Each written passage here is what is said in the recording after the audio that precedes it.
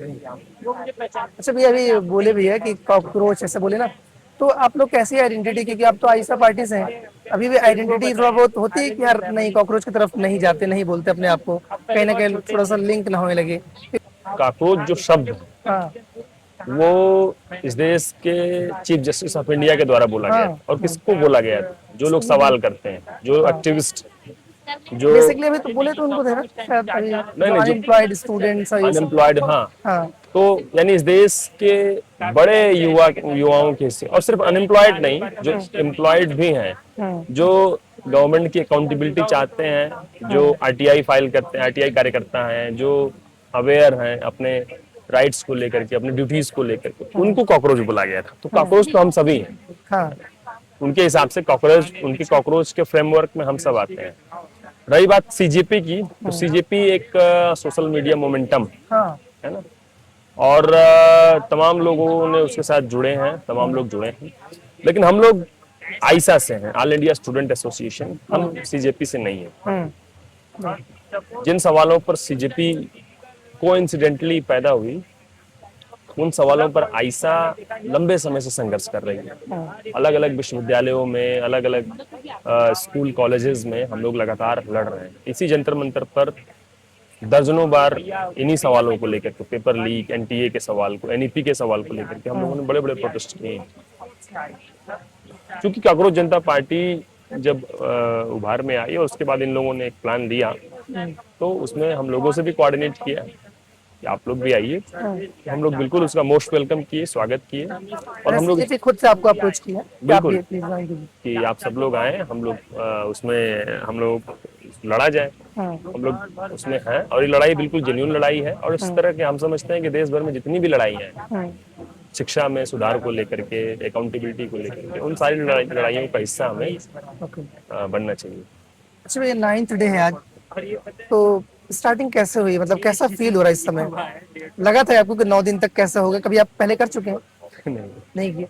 कभी ऐसा नहीं किए थे। पैंट सरकने लगी है, वेट 5 किलो घट गया है। मुझे लगता है कि अब मेरी कोई भी पैंट मुझे फिट नहीं होगी, मतलब अच्छा वो मुझे फिर से पैंट रीडिजाइन करवानी पड़ेगी। भैया, फर्स्ट डे में और 9th डे में हर दिन कैसे कैसा दिमाग में चेंजेस कैसे कैसे हुए कि यार स्टार्टिंग क्या सोच रहे थे, फिर स्टेट ऑफ माइंड कैसे कैसे बदला, कुछ डर या फिर क्या देखिए, एंजाइटी? सोनम वांगचुक की उम्र 60 साल है, और हाँ 7 सप्ताह का सोच करके वो बैठे हुए। हाँ हम लोगों ने सोचा था कि अगर 60 साल का व्यक्ति 7 सप्ताह चल सकता है, 6 सप्ताह चल सकता है, हम्म तो हम लोग तो नौजवान हैं, उनसे 4 दिन आगे चलेंगे, हाँ, वो तो सही है। है ना। तो टारगेट मतलब हम मैं वो लोगों का भी पूछा बहुत। एक्सपीरियंस आपका, फर्स्ट डे सेकेंड डे क्या क्या था, थोड़ा थोड़ा रिव्यू की, कैसा फील हुआ और क्या सोचे थे और हुआ कैसा कैसा, क्योंकि बहुत लोग जो नहीं ऐसा हंगर स्ट्राइक किए, उनको थोड़ा सा आइडिया कि क्या क्या फील होता है पहला दिन, दूसरे दिन, 9th तो डे।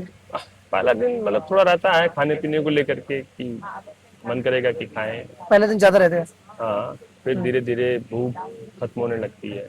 1 2 3 दिन तक थोड़ा सा बहुत एग्जॉशन लग रहा था, मतलब थकान, कमजोरी, बहुत मेंटल प्रेशर। हम्म, लेकिन फिर धीरे धीरे अच्छा। बहुत रिलीफ है। मतलब स्टार्टिंग के दिन ज्यादा हार्ड थे। स्टार्टिंग 2 3 दिन तक, हाँ, लेकिन अब फिर थोड़ा उसके बाद बेहतर, थोड़ा। बहुत रिलीफ है। अच्छा। मतलब अब भूख नहीं है, भूख हम्म खत्म हो चुकी है। हम्म बॉडी के जो फैट्स हैं, जो मसल्स हैं, हम्म वही बॉडी के लिए एक प्रकार से सप्लीमेंट का काम कर रहे हैं। हम्म। बॉडी वहीं से ऊर्जा ले रही है और चल रहा है। घर में ये कैसा चल रहा है? कुछ नहीं कंसर्न है इस चीज को लेके? हाँ नहीं, घर के लोग बहुत चिंतित हैं, बहुत परेशान हैं। हाँ, क्योंकि वो होता है ना कि जैसे आप 9 दिन रह लिए हैं ना, आप आपको ये स्ट्राइक में 9 दिन 10 दिन में होगा, तो आप शायद उस बहुत नॉर्मल लेंगे, चलो ठीक है रह सकते हैं, मतलब बॉडी इससे केपेबल है। घर वाले भी नहीं रहे ना, बहुत लोग 99% नहीं लोग नहीं, तो नहीं रहते। घर के लोग बहुत परेशान हैं, हम्म बहुत बजीड हैं, उनकी चिंता है। खाने पीने में भी लोग बहुत, मतलब घर के लोग तो घर के हाँ लोग होंगे हैं, हाँ, वो तो होता ही है। वही हाल है। ये आइसा पार्टी कैसे ज्वाइन हुई, कहाँ से मतलब स्टार्टिंग हुई इस पार्टी की आपके लिए? ऐसा देखिए, एक स्टूडेंट ऑर्गेनाइजेशन है, हाँ पॉलिटिकल पार्टी नहीं है। हाँ हाँ। हम छात्रों का एक संगठन है, और हम्म 1991। नहीं मतलब आप, मैं पर्सनल आपका बोल रहा हूँ, जैसे आप बोले ना आप इलाहाबाद से हैं, तो इलाहाबाद में इतनी ज्यादा शायद एक्टिव नहीं है ऐसा इस समय। नहीं नहीं भाई, मतलब जितना डीयू और जेएनयू में जितना जैसा न्यूज़पेपर में आता रहता है, उस हिसाब से मैं कंपैरिजन बोल रहा हूँ। मैं तो छात्र 2020 संघ के में। चुनाव हुआ करते थे। हाँ उस चुनाव में 2 मॉडल होते थे। एक मनी मसन का मॉडल होता था, हाँ पैसा है, बड़ी बड़ी गाड़ियों का काफिला है और खूब हो लड़ाई है, दंगे, हाँ इस तरह की मॉडल होता था। हाँ आयशा ने कभी इस तरह की पॉलिटिक्स नहीं की। हम्म हाथ से लिखे हुए पर्चे, हाथ से लिखे हुए पैम्पलेट और शिक्षा, रोजगार के साथ साथ यूनिवर्सिटी की राजनीति को सामाजिक सरोकार से जोड़ते हुए, देश की राजनीति के साथ जोड़ते हुए हम्म राजनीति कैंपस में की करती रही। तो हमारा मॉडल उस मनी मसल के मॉडल को खारिज करते हुए स्टूडेंट पॉलिटिक्स। कौन सी ईयर में आप ज्वाइन की आइसा पार्टी से?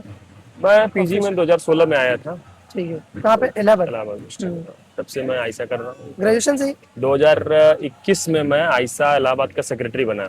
ठीक है। अगर ग्रेजुएशन आप उस समय आप क्या थे, मास्टर्स कर रहे हो? मास्टर्स कर रहे थे, पीएचडी में मैं एनरोल्ड हुआ हाँ 21-22 में। तो उसके उस समय मैं सेक्रेटरी बना। इलाहाबाद के जितने बड़े बड़े प्रोटेस्ट हुए हैं, हम्म 2018 में एक बड़ा आंदोलन हुआ था, अगर आपको याद हो, 2 अप्रैल का, ठीक है। SC/ST को लेकर के, ओके। है ना। इलाहाबाद में बड़ा आंदोलन हुआ था। इनफैक्ट उस वक्त के डीएम थे सुहास अलवाई, हाँ वो हम लोगों के सामने जमीन पे बैठ के हाथ जोड़ के माफी मांग रहे थे। अच्छा। एक लड़का था दिलीप सरोज, उसकी हत्या हुई थी, आपको याद होगा। उसको लेकर के एक बड़ा आंदोलन हुआ था।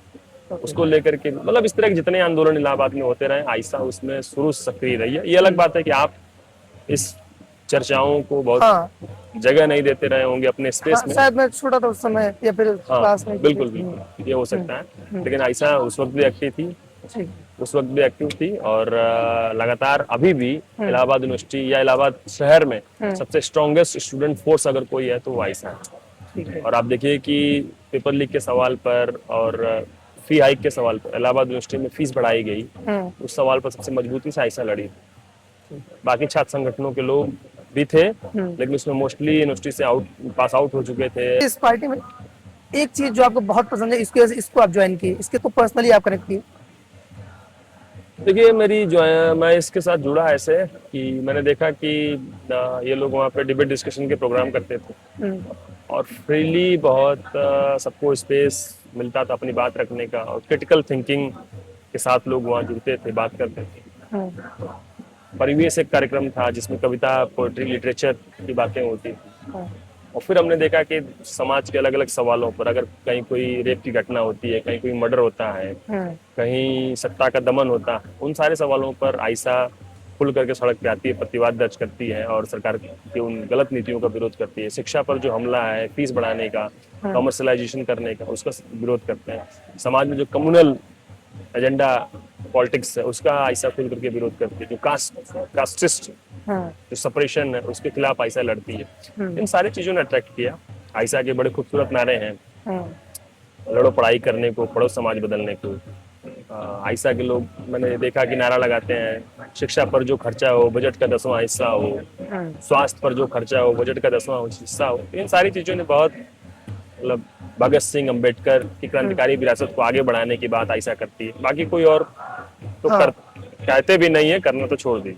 सही बात। इस लेगेसी को आयशा होल्ड करती है और इसलिए आयशा की पॉलिटिक्स से मैं जुड़ा और आज उसका एक मेजर हिस्सा हूँ। सही। आज मैं आयशा उत्तर प्रदेश का अध्यक्ष हूँ। अच्छा, ओवरऑल पूरे सीजीपी का मोटो यही है मेन, एक ही चीज की रेजिग्नेशन हो एजुकेशन मिनिस्टर का। अभी तो यही चल रहा है मेन मुद्दा, बाद में ये बोल रहे हैं आगे बहुत सारे और प्लान है, धीरे धीरे करेंगे। आप लोगों का भी इतना ही है, सेम मुद्दा वही है अभी यहाँ पे प्रोटेस्ट का? आप हमारे पोस्टर्स देखिए, बैनर्स देखिए, आप देखिए वो पोस्टर टंगा हुआ है, उसमें लिखा हुआ है स्क्रैप NTA, हाँ है ना। ठीक है। तो हमारा सिर्फ रेजिग्नेशन नहीं है, रेजिग्नेशन तो इसलिए है ताकि उस पोस्ट को अकाउंटेबल बनाया जाए। लेकिन पेपर लीक इसलिए हो रहा है क्योंकि NTA एक बॉडी है, उस बॉडी के NTA की जो बॉडी है, वो बॉडी एक प्राइवेट बॉडी है। उसके पास कोई परमानेंट स्टाफ नहीं है। वो 5,000 10,000 पर एम्प्लॉय हायर करके वो एग्जाम कराते हैं। और जाहिर सी बात है, 5,000 का एम्प्लॉय अगर एक किसी गवर्नमेंट एग्जाम या इस तरह के किसी पेपर को सिक्योरिटी दे रहा होगा, तो वो 5 लाख 5 करोड़ पा करके उस पेपर को बेच सकता है। सही है। तो NTA जैसी बॉडी जो है वो साफ तौर पे इसीलिए बनाई गई है ताकि पेपर लीक हो सके। जानबूझ के डिजाइन ही ऐसे हुआ है। डिजाइन किया गया इसी तरीके से। NTA के अभी जो चीफ हैं वो वही हैं जिन पर व्यापम घोटाले का बहुत बड़ा आरोप। व्यापम घोटाला मेडिकल प्रवेश में सबसे बड़ा घोटाला है और कई दर्जन लोग उसमें मारे गए। तो देश ने देखा है उस सारी चीजों को। तो हम सिर्फ इस्तीफे की बात नहीं कर रहे, एनटीए की बात करें, एनटीए को जाना होगा। और एनटीए आया इसलिए ताकि कि एनईपी जो है, नेशनल एजुकेशन पॉलिसी 2020, उस पॉलिसी में गवर्नमेंट ने शिक्षा के कॉमर्शलाइजेशन की बात की है। सरकार कह रही है कि अब हम शिक्षा पर खर्च नहीं करेंगे, आप लोग अपना देखिए, यानी प्राइवेटाइजेशन को बढ़ावा दे रही है। प्राइवेटाइजेशन को बढ़ावा देने का मतलब है शिक्षा महंगी होगी। प्राइवेटाइजेशन को बढ़ावा देने का मतलब है कि गवर्नमेंट मेडिकल की कम सीटें निकालेगी या अलग अलग कोर्सेज की कम सीटें निकालेगी, यूनिवर्सिटीज में फीस बढ़ा देगी। तो हमारी लड़ाई पहले भी इस्तीफे तक सिमटी नहीं रही है, एक विजन के साथ हम यहाँ हैं। इस्तीफा एक पॉइंट होगा, एक स्टार्टिंग होगी, उसके साथ एनटीए को स्क्रैप करना होगा, एनईपी को खत्म करना होगा। और जैसे मुंशी प्रेमचंद का एक कोटेशन कि ऊंची से ऊंची तालीम मुफ्त होनी चाहिए और सरकार की जिम्मेदारी में होनी चाहिए, है ना। तो हम उसी विरासत को आगे बढ़ा रहे हैं कि शिक्षा 1986 की जो एजुकेशन पॉलिसी थी उसमें ये बात कही गई थी कि शिक्षा पर बजट का 10% खर्च करिए आप, लेकिन ये 2% खर्च करते हैं। अभी एनईपी लेकर के आए हैं, इन्होंने कहा कि अब हम शिक्षा पर 10% का टारगेट नहीं लिए, टारगेट ही 6% है, और जब टारगेट 6% है तो इसका मतलब और कम खर्च करेंगे, है ना। तो लोग वीडियोस देख रहे हैं ना, सिर्फ जो सीजीपी या फिर आप लोगों सबका फास्ट में है, इस प्रोटेस्ट की जो मांगे हैं, लेकिन जो लोग ज्वाइन नहीं कर पा रहे हैं, जो दिल्ली आ नहीं सकते, किसी मजबूरी से बहुत दूर है, जो भी रीजन है, वो लोग क्या कर सकते हैं? कुछ आपके पास है वो कुछ कर सकते हैं जो सरकार पे बिल्कुल दबाव कर बनाए कि सकते हैं। आप लोगों को थोड़ा वो सा जो इस तरह के इश्यूज हैं उस पर लिखें, बोलें, वीडियो बनाएं, नहीं बना सकते तो शेयर करें, और थोड़ा आगे बढ़ के करना चाहते हो तो लोगों को एकजुट करें, पोस्टर्स बनाएं और खड़े होकर के समर्थन के लिए सोशल मीडिया पे उसको चलाएं। डीएम के यहाँ ज्ञापन दे सकते हैं कि भाई हम इनका समर्थन करते हैं। जिले पर नहीं जा सकते तो अपने तहसील पर जाएं, वहां ज्ञापन दें, या कुछ भी नहीं कर सकते तो एक पोस्टर बना करके हम भूख हड़ताल के लोगों को समर्थन करते हैं। और चाहे जहां खड़े हो वहीं से 10 लोग, 5 लोग, चाहे जितने भी लोग हो सकते हो, बड़ी संख्या हो तो और अच्छी बात है। इलाहाबाद के लोगों ने तो मसाल जुलूस निकालने की तैयारी में है। इसके पहले उन लोगों ने पुतला दहन किया, अर्थी निकाली, हंगर स्ट्राइक पर भी लोग बैठे। तो तरह तरह के प्रतिरोध के फॉर्म हैं, हमें समर्थन करने के तरीके हैं, कर सकते हैं किसी भी रूप में। बस ये लास्ट पे खत्म कीजिए कि क्या एक्सपेक्ट कर सकते हैं लोग? कुछ अंदाजा है कितना दिन चलने वाला है, क्या होने वाला है, क्या एक्सपेक्ट कर सकते हैं इससे आगे? देखिए, ये सिलसिला जारी रहेगा, हम न होंगे कोई हमसा होगा। तो जब तक हमारी शरीर लागू करेगी तब तक हम कंटिन्यू करेंगे, उसके बाद कोई और आके बैठेगा, ये चलता रहेगा। जब तक ये इस्तीफा नहीं देते हैं, जब तक एनटीए को रद्द नहीं करते हैं, एनईपी को वापस नहीं लेते हैं,